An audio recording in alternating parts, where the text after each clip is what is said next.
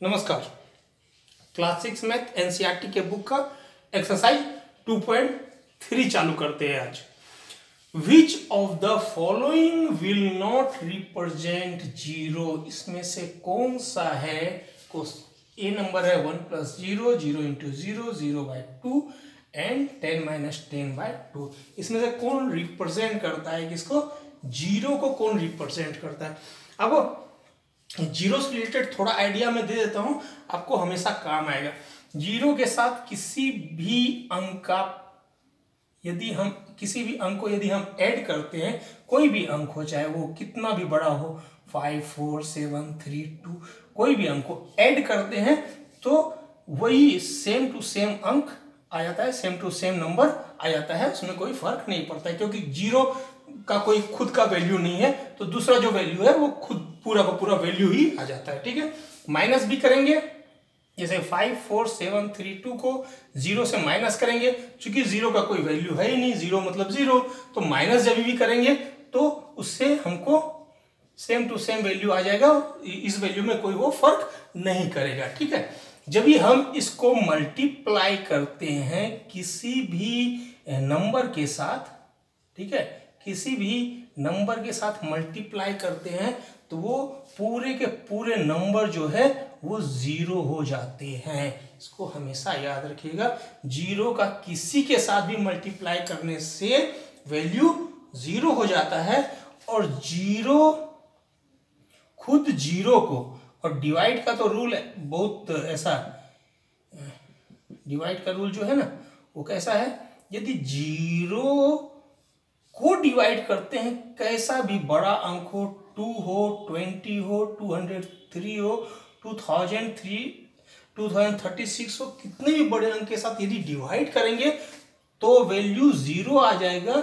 लेकिन यदि ऊपर में नंबर हो और नीचे जीरो हो और डिवाइड करना हो, यानी जीरो से डिवाइड करना हो, किसी नंबर से जीरो को डिवाइड करना हो तो जीरो आएगा, पर जीरो से किसी नंबर को डिवाइड करना हो तो नॉट डिफाइंड आता है, not defined. Okay, not defined का मतलब इसको हम वैल्यू देते हैं इंफिनिटी। ठीक है, तो जीरो के साथ किसी भी अंक को यदि हम ऐड करते हैं सेम का सेम नंबर आ जाता है, यदि माइनस करते हैं तो सेम टू सेम नंबर आ जाता है, लेकिन और मल्टीप्लाई करते हैं तो जीरो ही आ जाता है। लेकिन डिवाइड में थोड़ा ध्यान रखने का है कि डिवाइड किससे कर रहे हैं, नंबर से जीरो को डिवाइड कर रहे हैं या जीरो से किसी बड़े नंबर को डिवाइड कर रहे हैं, वो ध्यान रखना पड़ता है। ठीक है, तो ये ध्यान रखिएगा। अभी हम सवाल की तरफ चलते हैं।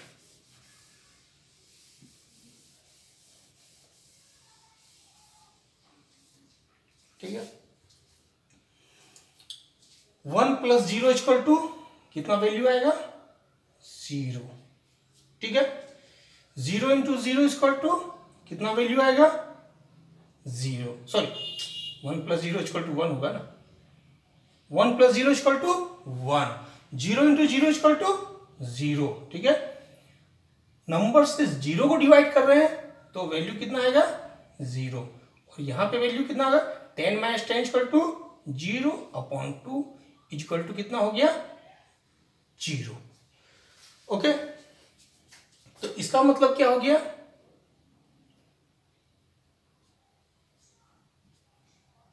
इसका मतलब क्या हुआ कि वैल्यू जीरो जो आ रहा है वो ये इसमें और इसमें आ रहा है, इसमें वैल्यू जीरो नहीं आ रहा है। ठीक है, तो थोड़ा हम इसमें लिख देते हैं,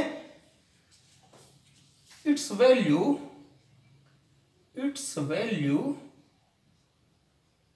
is not equal to 0।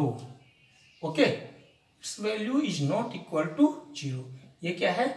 It's value is equal to 0, equal to 0।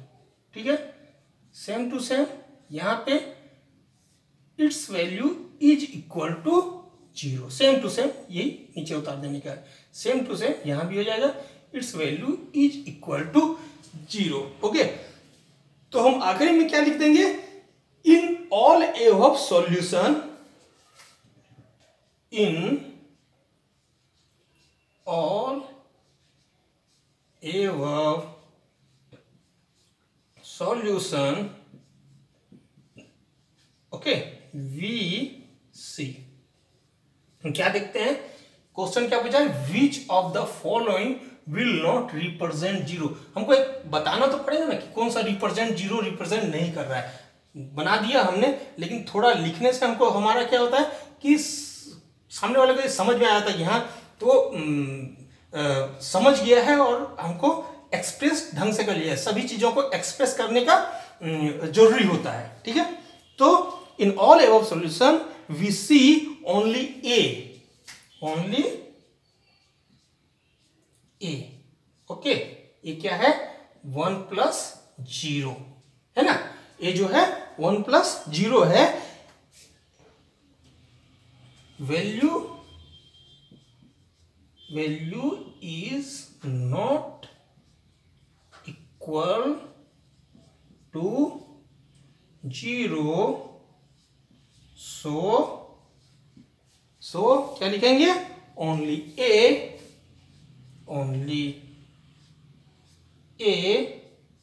1+0 will represent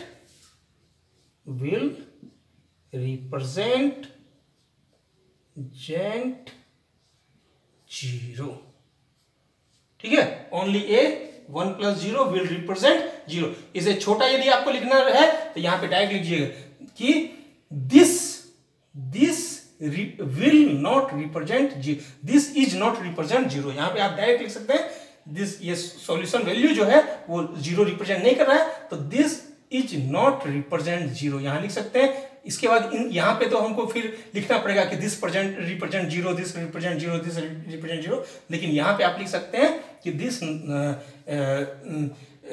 is not represent 0। ये आपका आंसर हो गया, ठीक है। तो छोटा लिखना चाहे तो इस तरह से लिख सकते हैं, और ढंग से यदि लिखना चाहे तो आप इस तरह से लिख सकते हैं, ओके।